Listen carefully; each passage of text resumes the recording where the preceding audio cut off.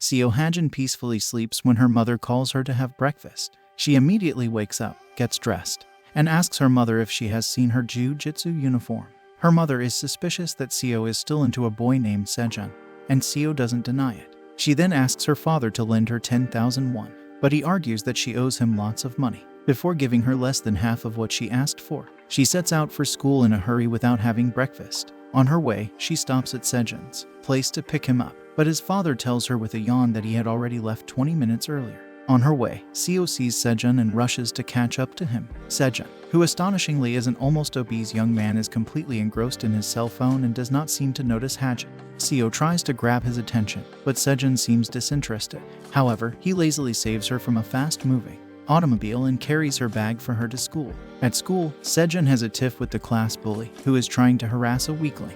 But no matter how hard that bully tries to hit that rock of a person, Sejun, all his attempts are futile. Suddenly Seo appears, and when she learns that the bully has hit Sejun on his face, she completely flares up and pins down that bully with her jiu-jitsu moves. Seo's father is having coffee with Sejun's dad, and both discuss how tough Seo has become by learning jiu-jitsu. Sejun's dad comments on how Seo has always been protecting Sejun since childhood. However, her dad replies that although she's rough and tough from the outside, she still has a very gentle heart. Meanwhile, at school, Seo is beating the hell out of that class bully named Jun Seok.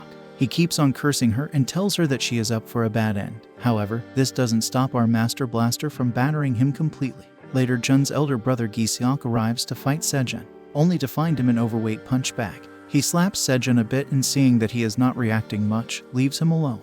After school, Gi watches how close Seo is to Sejun and smirks knowingly. The next day, Sejun is informed that Seo's uniform and her desk have been brutally splashed with ink. He immediately goes to confront Gi Seok and asks him to apologize to Seo and pay for her uniform. When Jun charges forward to hit him, Sejun bangs his face on the locker, saying that this mosquito has been bothering him since the previous day. Sejun manages to take down 2 more punks trying to knock him out. Sejun is suddenly out of breath, and his legs feel heavy with all that exertion. He now remembers why Seo always urged him to do some exercise or jiu-jitsu. Gi Seok challenges Sejun to a fight, but no matter how many times Sejun swings his fist towards him, Gi is agile enough to dodge all. Sejun manages to grab Gi and is about to take him down when suddenly Gi lifts Sejun and flings him over. Suddenly Seo catches Gi assaulting Sejun and hits him hard. This provokes Gi, who decides to have a go at Seo. However, Seo replies that instead he should get prepared to be battered by a girl.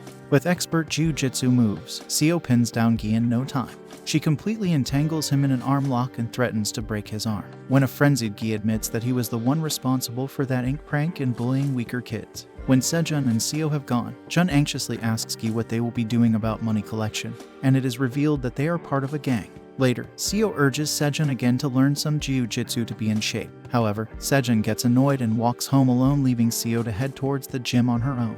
At night, he feels a little guilty for acting rough towards Seo and decides to make up with Seo the next day.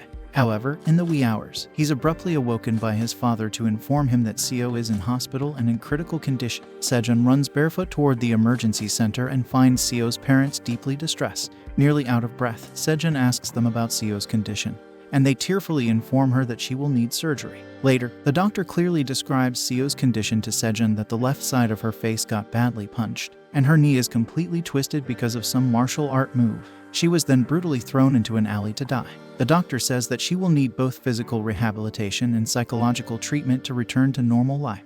Tears well up in Sejun's eyes because he somehow holds himself partially responsible for Sejun's condition. A couple of police officers try to interrogate Sejun, and he tells them that some school bullies have been trying to harass Seo for a couple of days. He feels that Gi could have assaulted Seo because he knew jiu-jitsu so well. A few days later, the police officers refuse to cooperate and try to cover up the matter by saying that they have an alibi for Gi Seok, and even the CCTV camera at the point of the crime is broken. Sejun realizes that the police are either too lazy or have been bribed to suppress the matter. He somehow finds out that the assault took place near Gold Office and decides to take the matter into his own hands. The following night, Gi and Jun encounter a furious Sejun, who brutally beats Jun but is unable to corner Gi, as Gi pins him down with his master jiu-jitsu moves. He is about to break Sejun's arm when a bizarre man tells him to stop. He is very much intimidated by the man's six-pack body and disheveled long hair. And when the strange man pretends to call the police to inform them about the ruckus, convinced that the police are on their way, Jai immediately flees for his life. The bizarre man refers to Sejun as Piggy and says that he knows that he is Seo's Piggy because Seo used to talk about him a lot and has also shown him his pictures. He reveals to him that it was not Gi who assaulted Seo, but it was some other guy. Soon he offers Sejun to join the gym because to beat a chess player one must know how to play chess. The next morning, without his knowledge, unknown boys lead him to the gym. The long-haired man is also present there dozing off, and his name is Jason Hyun. When the others also come to know that he's Seo's Piggy, they are very happy to see him. However, Sejun excuses himself because he doesn't have money to pay the gym fee. However, one of the students suggests that since he is Hajin's friend, they can trust him and he can train for free. The student suggests that this is part of a promotion plan where men and women will see Sejun's body transformation and want to learn jiu-jitsu.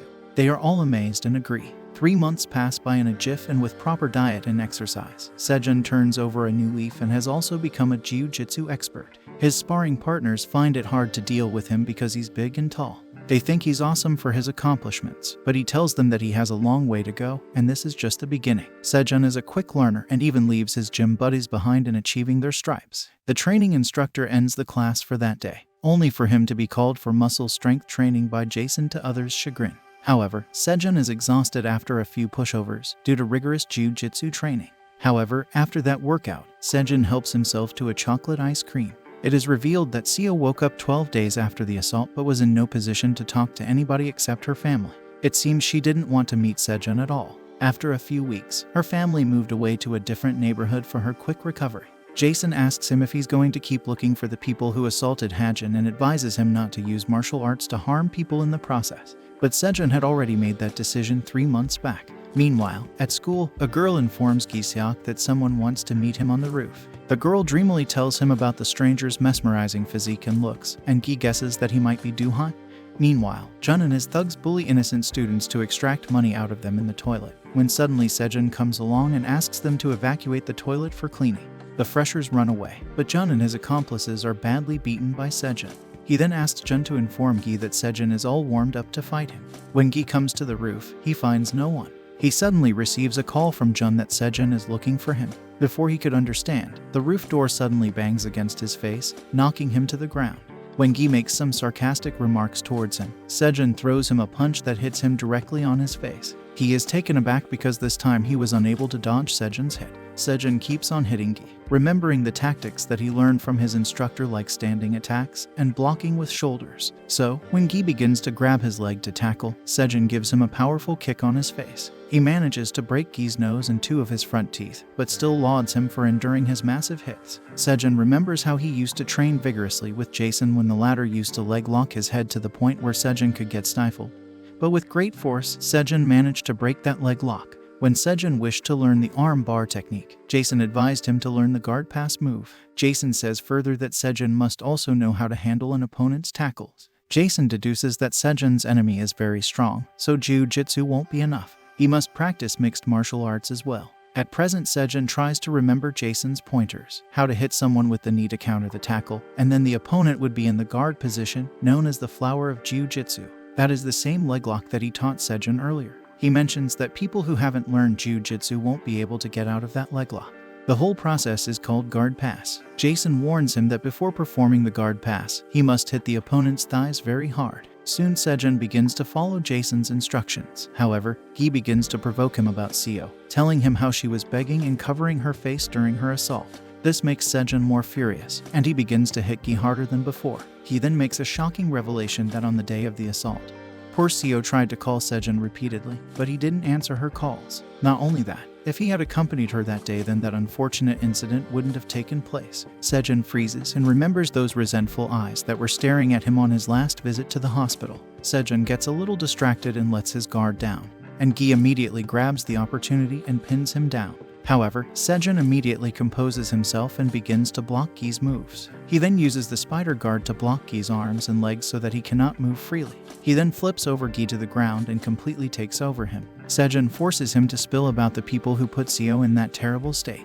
When Gi refuses to budge, he gathers both his arms and strikes one massive blow at him. Gi vows to find Seo's oppressors and avenge them. Sejun manages to find out about Seo's oppressors, and one of them is Sun Do-hai. He also says that there are people from other schools as well who were involved in the assault. Sejun is caught beating Gi by a teacher, and he is immediately taken to the principal. Later, Gi's parents also arrive at the office huffing and puffing, threatening Sejun that he will be facing charges for sending their son to the hospital. They force the principal to take serious action against Sejun, who seems more like a gangster than a student.